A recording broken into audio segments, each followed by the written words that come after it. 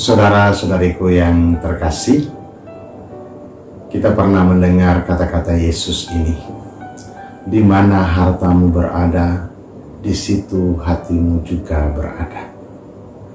Kata-kata Yesus ini sebagai kesimpulan atas pesannya bagi kita semua, bahwa harta di dunia akan habis dimakan lalat, tetapi harta surgawi akan diam tetap untuk selama-lamanya. Pengajaran Yesus ini menghantar kita semua untuk menyadari bahwa di mana harta yang kita usahakan, disitulah fokus hidup kita, hati kita, segala perasaan kita terarah untuk menuju ke sana. Maka kata-kata Yesus ini menghantar kita semua untuk berani membuat pilihan. Harta berharga mana yang kita usahakan di dalam hidup kita.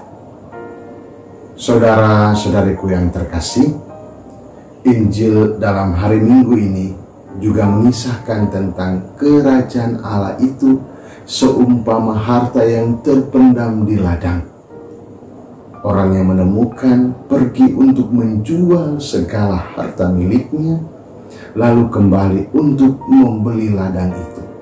Ladang di mana ada harta terpendam. Ia tahu dengan pasti akan harta terpendam itu, sehingga semua yang dimilikinya dianggap sia-sia dan dilepaskan untuk bisa mendapatkan harta terpendam ini. Harta sejati yang dimaksudkan adalah kerajaan Allah dalam diri Yesus dan Injilnya. Yesus mengajak orang banyak untuk mendapatkan harta itu dengan berusaha sekuat tenaga dan dengan keteguhan hati. Usaha ini disertai dengan keterbukaan hati dan berani meninggalkan cara hidup yang lama. Orang hidup bukan lagi tergantung pada harta yang akan habis, tetapi harta surgawi yang abadi selamanya.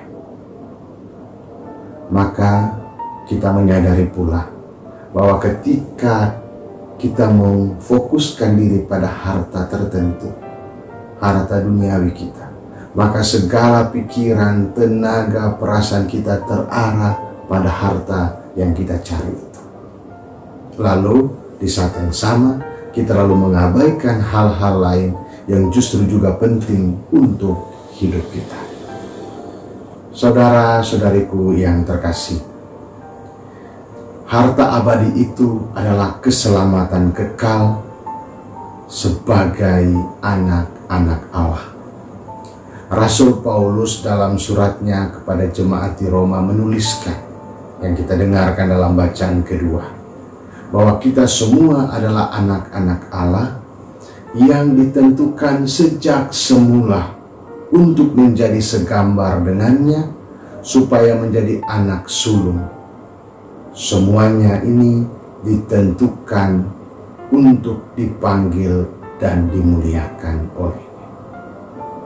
Allah sejak semula memilih untuk mengasihi umat manusia, sehingga ditanggapi dengan hidup sebagai anak yang dikasihi, yaitu setia pada Allah dan hidup dalam perjanjiannya. Hal itu kita wujudkan dalam kata-kata kita, tetapi juga dalam perbuatan-perbuatan.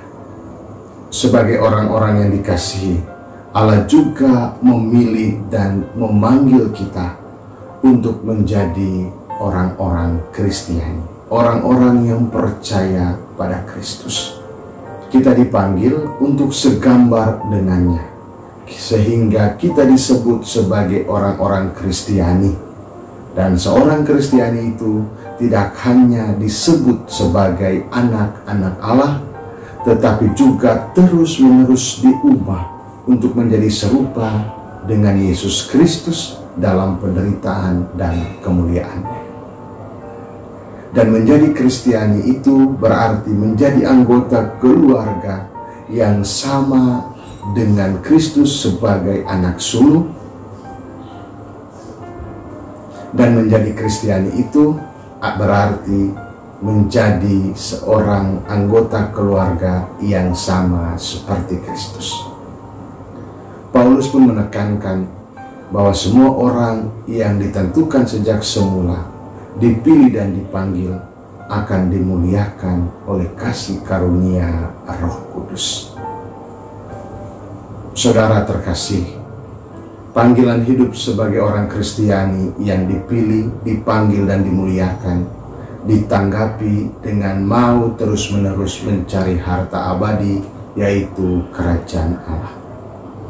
Dan saat ini, jika Tuhan bertanya kepada kita, sampaikan satu permohonan, apa yang kita minta dari Tuhan?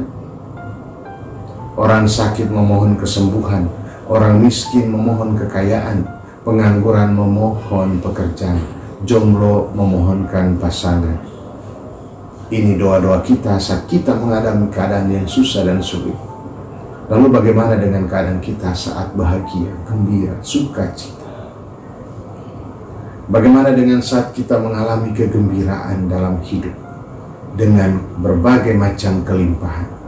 Maukah kita memohon berkat kerendahan hati, kerelaan, dan keterbukaan untuk mau berbagi dengan orang lain?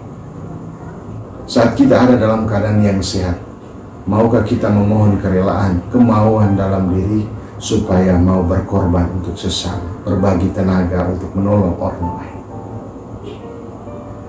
Sabda Tuhan mengajak kita semua untuk mensyukuri rahmat keterpanggilan dan keterpilihan kita sebagai anak-anak Allah, sebagai orang-orang Kristiani, dengan memohon kebijaksanaan seperti Raja Salomo. Rahmat kebijaksanaan berarti kita tidak memikirkan kepentingan atau keuntungan diri sendiri, tetapi tentang makna kehadiran kita yang dapat menguntungkan, dapat berarti, dan juga menolong orang lain. Berdoalah kepada Tuhan agar memiliki karunia kebijaksanaan, agar bisa memilah dan memilih segala sesuatu yang baik sesuai dengan ajaran Tuhan dan setia untuk melaksanakannya dalam hidup. Kebijaksanaan itu seperti pukat yang kita dengarkan dalam Injil, di mana ia memisahkan yang baik dan yang jahat, menangkap yang sesuai dan dimuliakan. Kebijaksanaan itu seperti pukat yang kita dengarkan dalam Injil, memisahkan mana yang baik, mana yang tidak baik, dan juga menangkap apa yang tepat atau pas dengan mata pukatnya dan melepaskan apa yang tidak pas. Anak-anak Allah yang dipilih, dipanggil, dan dimuliakan akan senantiasa memiliki kasih, pola pikir sebagai gambar Allah di dunia, dan hatinya terarah pada keselamatan yang dijanjikan Tuhan. Arahkanlah hatimu pada harta surgawi, maka yang lain akan ditambahkan kepada. Selamat hari Minggu, Tuhan memberkati. Bapa dan Putra dan Roh Kudus.